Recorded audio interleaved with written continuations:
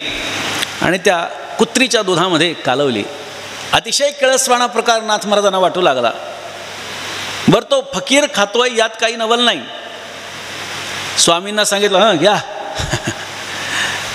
जनार्दन स्वामी सुद्धा ते खाऊ लागले. नाथ महाराजांना वाटलं आपले गुरु असं कसं काय करू लागले.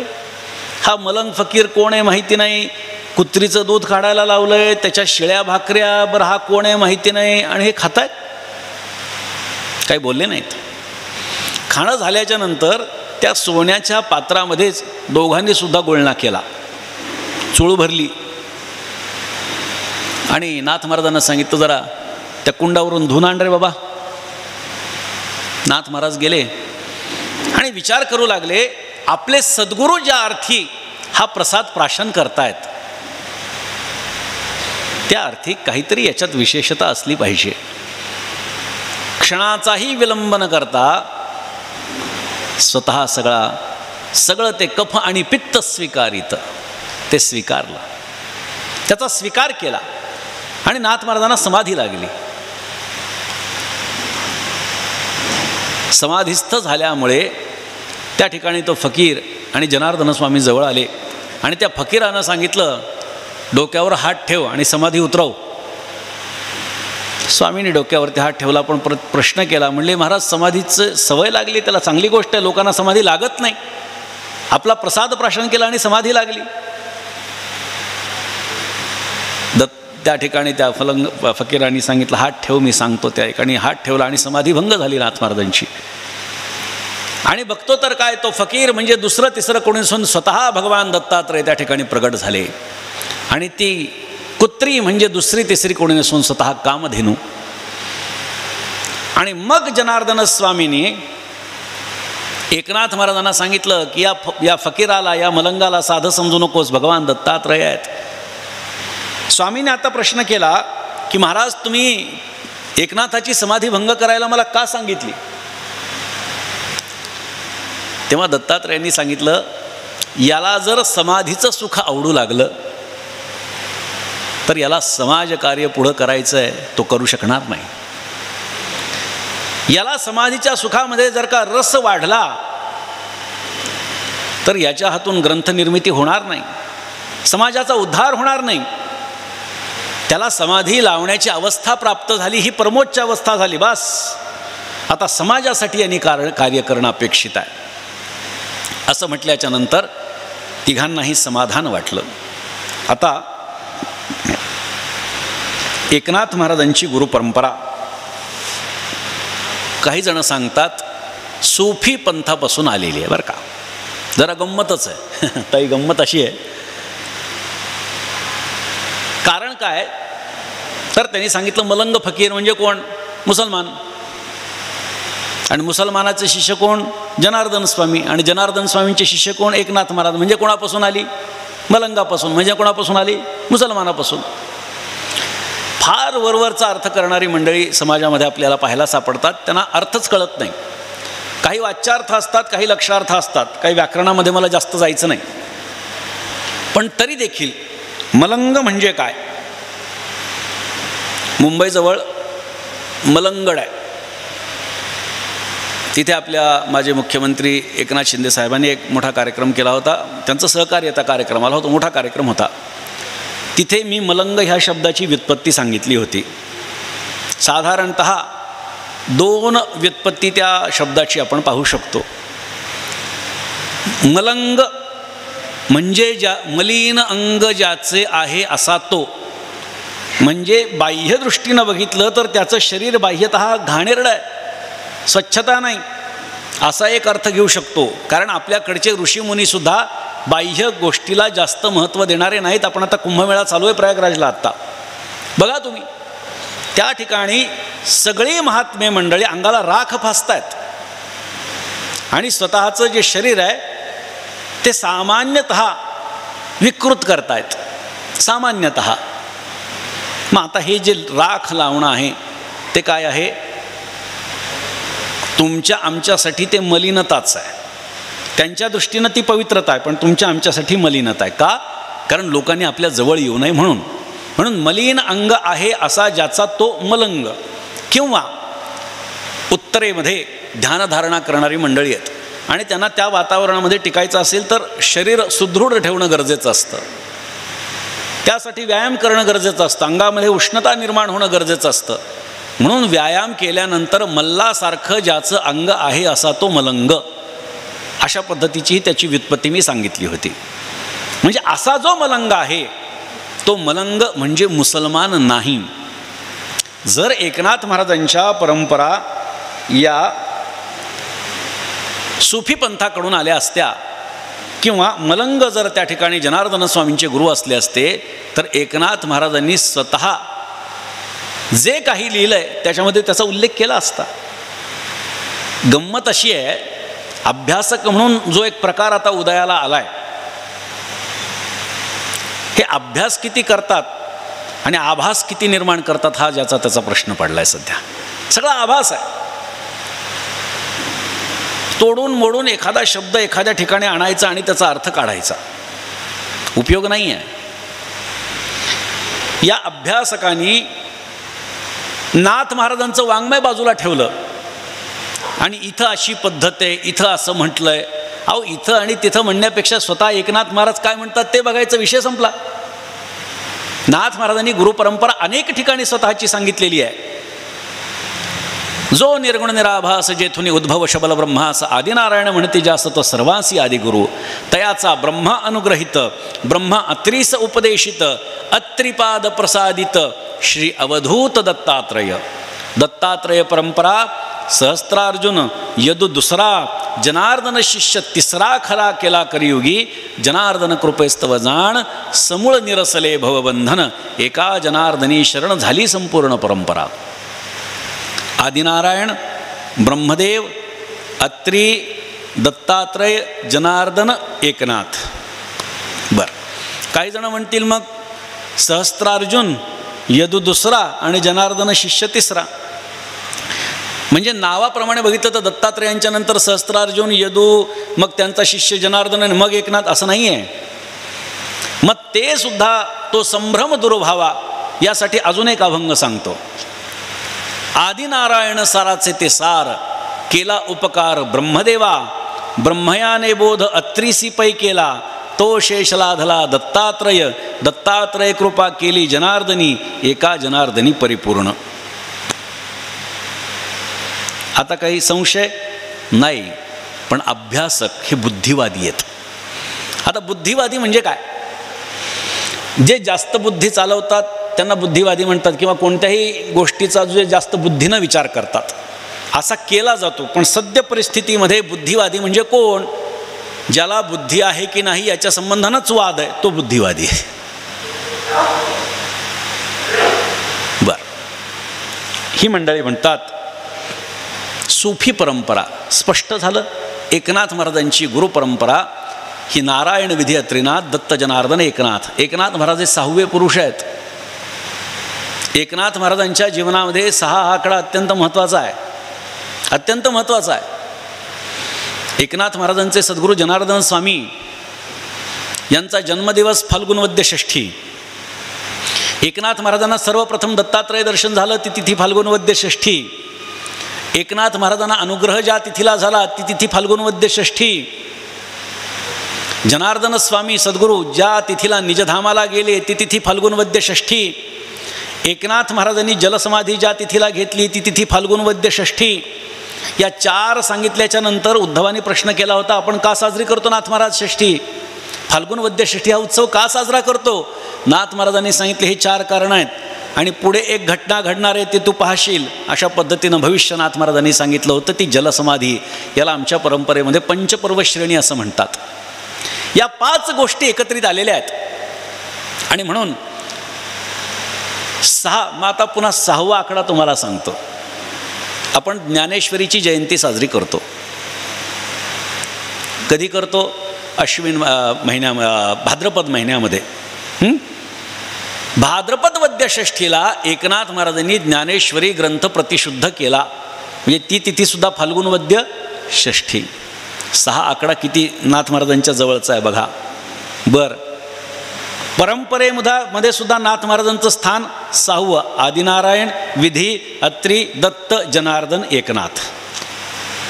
अजून सांगू, एकनाथ महाराजांचं भूतलावरती जे काही आयुष्य आपल्याला पाहायला मिळतं ते 66 वर्षांचं. 6 वर 6 66, एवढा 6 हा आकडा एकनाथ महाराजांच्या जवळचा आहे. म्हणून एकनाथ महाराजांचं आयुष्य हे परमार्थामध्ये आपण व्यतीत झालेलं पाहतोय, परंतु त्याच्यासाठी म्हणून या 2 महत्त्वाच्या परंपरा अत्यंत प्रभावशाली आहेत. एकतर नाथ महाराजांची स्वतःची वंशपरंपरा जी भानुदास महाराजांच्यापासून आलेली आहे किंवा त्यांच्याही आधीपासून आलेली आहे, ही वारकरी संप्रदायाची परंपरा आहे. आणि जनार्दन स्वामी हे एकनाथ महाराजांचे सद्गुरू, त्यांच्याकडून आलेली दत्तात्रेयांची परंपरा. मग एकनाथ महाराजांची परंपरा कोणती? तर वंशपरंपरेनं वारकरी, गुरु परंपरेनं दत्त. पण एकनाथ महाराजांचं जीवन हे एका समन्वयकाचं जीवन आहे. एकनाथ महाराज हे संसार आणि परमार्थ जरी विरुद्धार्थी आपल्याला दिसत असले तरीसुद्धा त्यांच्या जीवनामध्ये या दोन्ही गोष्टी एकत्रित आलेल्या आहेत. परमार्थ संसार एक रूप ही अवस्था त्यांनी करून टाकलेली. गृहाश्रमो न संडिता, कर्मरेखा नोलांडिता, निज व्यापारी वर्तता, बोधो सर्वथा न मिळे, हे एकनाथ महाराजांचं जीवन आहे. खरं तर हे प्रमाण त्यांनी आपल्या सद्गुरूंच्यासाठी लिहिलेलं आहे. पण त्यांनी अन्य ठिकाणी सुद्धा अनेक गोष्टींना उहापोह त्याचा केलेला आहे. प्रपंच खणुनी सांडावा, मग परमार्थू मांडावा, हा संदेही न लगे करावा, प्रपंचूची आगवा परमार्थ होय.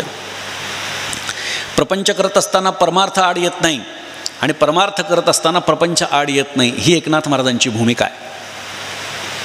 नाथ महाराजांनी सांगितलं, आपली चित्तवृत्ती जर का भगवत तत्वापाशी स्थिर असेल तर आपली संसारातली प्रत्येक क्रिया हा परमार्थ होत असतो. हे एकनाथ महाराजांचं तत्त्वज्ञान आहे आणि ते तत्त्वज्ञान नाथ महाराज जीवनभर जगलेले आहेत. त्यामुळे नाथ महाराज सद्गुरूंच्याकडे असताना त्यांना कितीतरी त्रास झाला, पण त्यांनी सद्गुरूंची सेवा सोडली नाही. सद्गुरू जीवनामध्ये अत्यंत महत्त्वाचा आहे आणि एकनाथ महाराजांच्या स्वरूपानं आज ही सद्गुरू परंपरा आमच्यापर्यंत चालत आलेली आहे. आता नाथ महाराज घर सोडून इकडे गेले.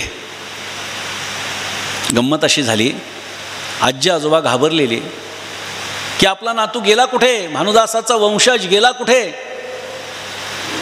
कोणीतरी सांगितलं की ते गुरुजी सारखं सांगत होते, गुरु केला पाहिजे, गुरु केला पाहिजे. ते गुरुजी कुठल्या तरी परदेशामध्ये गेलेले आहेत, परगावी गेलेले आहेत, गेल्या अनेक वर्षांपासून ते नाही आहेत.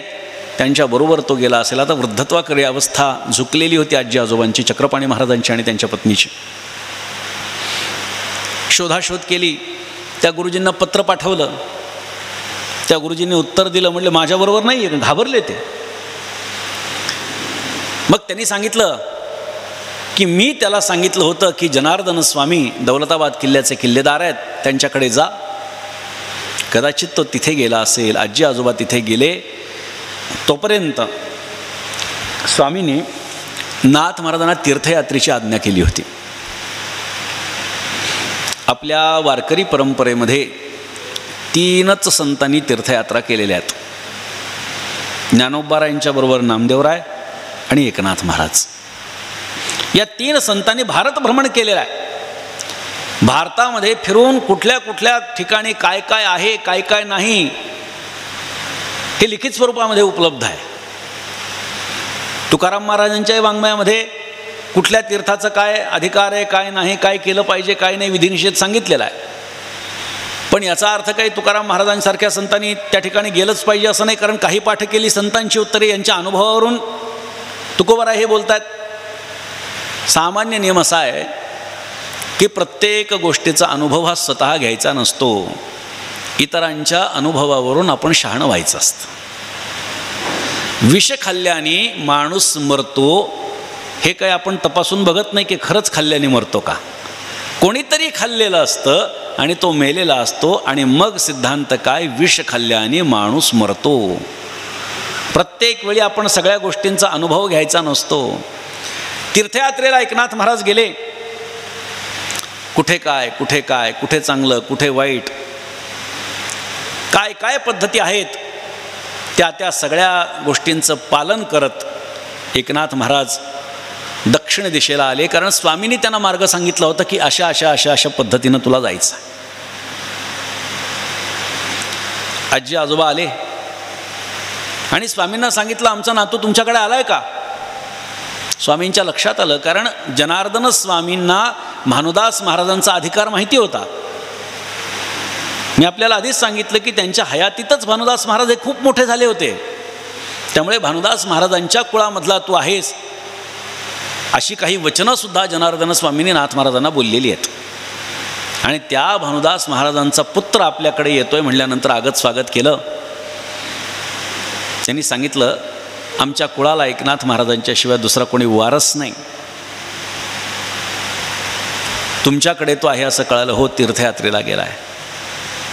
मग पैठणला आल्यानंतर त्याला गृहस्थाश्रमामध्ये प्रवेश करायला सांगा, कारण तो आमचा ऐकणार नाही. ही कुळ ही परंपरा पुढे चालली पाहिजे. आणि असं केल्याच्या नंतर एक पत्र लिहिलं. जनार्दन स्वामींनी स्वहस्ताक्षरात एक पत्र लिहिलं. हे पत्र तुला जिथे मिळेल तिथेच तू स्थायिक हो आणि गृहस्थाश्रमात प्रवेश कर. आणि स्वतःखाली सही केली. अमुक अमुक तिथीला त्या साधारणतः त्या कालखंडामध्ये एकनाथ त्या पैठणला तुमच्या येणार आहे, कारण मी तशी त्याला आज्ञा दिली आहे. आता आपण पैठणला आलेला आहात. बऱ्याच जणांना वारीला येणं होतं. इतर वेळी येऊन बघा, पैठणचे आता 3 भाग झालेले आहेत. एक जुनं पैठण जे की ज्ञानोबरायांच्या काळामध्ये होतं. एक मधलं पैठण जे एकनाथ महाराजांच्या काळाचं होतं. आणि एक आताचं पैठण जे की संभाजीनगरकडे वाढत चाललेलं आहे. पहिले जुन्या काळामध्ये जुन्या नागघाटाकडे पैठण होतं. आणि नाथ महाराजांचा वाडा, चक्रपाणी महाराजांचा वाडा तिकडे होता. आणि सद्यस्थितीत नाथ महाराजांचा जो वाडा आहे तिथे आधी पिंपळवन होतं. दोन्ही बाजूनी चढ डोंगर होता आणि त्याच्यावरती सगळीकडे पिंपळच पिंपळ, म्हणून त्याला पिंपळवन असं म्हणायचे. नाथ महाराज तिथे पोचले आणि त्यांची उपासना जे सद्गुरूंनी सांगितलं होतं ते करू लागले. कोणीतरी सांगितलं एक युवक आहे 22-25 वर्षाचा, तेजपुंज आहे, कदाचित तो एकनाथ असू शकतो, कारण पूर्वीच्या काळात काही फोटो नसायचे. आपलं जरी असलं घरातलं लेकरू तरीसुद्धा वय वाढल्यानंतर लक्षात राहायचं नाही. मग लक्षणावरून आठवणीवरून कळायचं की हे या घरातलं आहे. मग एकनाथ आल्याचं कळाल्याच्यानंतर ते पत्र घेऊन आजी आजोबा गेले आणि विचारलं तू एकनाथ ना. नाथ महाराज मौनस्थ होते, काही बोलायला तयार नाही. वारंवार विचारल्यानंतर मान हलवली. हो, हे पत्र वाच. आनंद झाला एकनाथ हे म्हणल्यानंतर. चला आला आपला नातू एकदाचा आपल्या घरी. पत्र वाचलं. हे पत्र तुला जिथे मिळेल तिथे तो स्थायिक हो आणि यथावकाश गृहस्थाश्रमामध्ये प्रवेश कर. स्वामींची सही आणि हस्ताक्षर ओळखलं. म्हणले आपल्या सद्गुरूंचं पत्र आहे. ठीक आहे. नमस्कार केला पत्राला आणि बसले जागेवर. आजी आजोबांनी सांगितलं अरे चल ना घरी आपल्या वाड्यात. नाथ महाराजांनी सांगितलं सद्गुरूंची वाक्य काय आहेत, जिथे हे पत्र तुला मिळेल तिथे स्थायिक हो. सद्गुरू किती महत्त्वाचे सद्गुरूंचे वाक्य लक्षात घ्या. मला या पिंपळवनामध्ये हे पत्र प्राप्त झालेलं आहे म्हणजे मी इथेच स्थायिक होणार. एक झोपडी बांधली आणि तिथे नाथ महाराज राहू लागले. कालांतरानं एका मोठ्या वाड्याचं स्वरूप त्याला प्राप्त झालं. आजी आजोबा यथावकाश गेले. नाथ महाराजांचा विवाह झाला. गिरजाबाईशी नाथ महाराजांचा विवाह झाला. आजी आजोबांनी आपल्या कुळधर्म कुळाचार आपल्या नातवाला आणि नातसुनेला शिकवला. घरच्या ज्येष्ठांचं कर्तव्य असतं की आपल्या पुढच्या पिढीला शिकवावं की आपला कुळधर्म काय आहे, आपला कुळाचार काय आहे, कधी आपण काय केलं पाहिजे. अशा अनेक परंपरा आज बाधित झालेल्या आहेत. त्याचं कारण मोठ्यांनी लहान्यांना शिकवलंच नाही. आणि मग लहानांना कारणच असतं आम्हाला काहीच सांगितलं नाही नसतं, नाही तर केलं असतं. आपलं कुळ जे काही करत आलेलं आहे त्याच्यातली जी पद्धती आहे ती आपल्याला कळाली पाहिजे. आणि चांगलं कार्य आपल्या कुळातून होतंय तर ते पुढेही चाललं पाहिजे. आपण मामा एक असं कार्य करताय, वारंवार. बरं आपण एकटे करतायत काय, आपलं पूर्ण कुटुंब त्याच्यामध्ये सहभागी आहे. मला सांगण्याचं तात्पर्य हे आहे की आपण जे संस्कार आपल्या पुढच्या पिढींवर देत असतो ते संस्कार पुढची पिढी ग्रहण करत असते. पण सांगणं आपलं कर्तव्य आहे, आपल्या समोर त्यांना तयार करणं हे आपलं कर्तव्य आहे.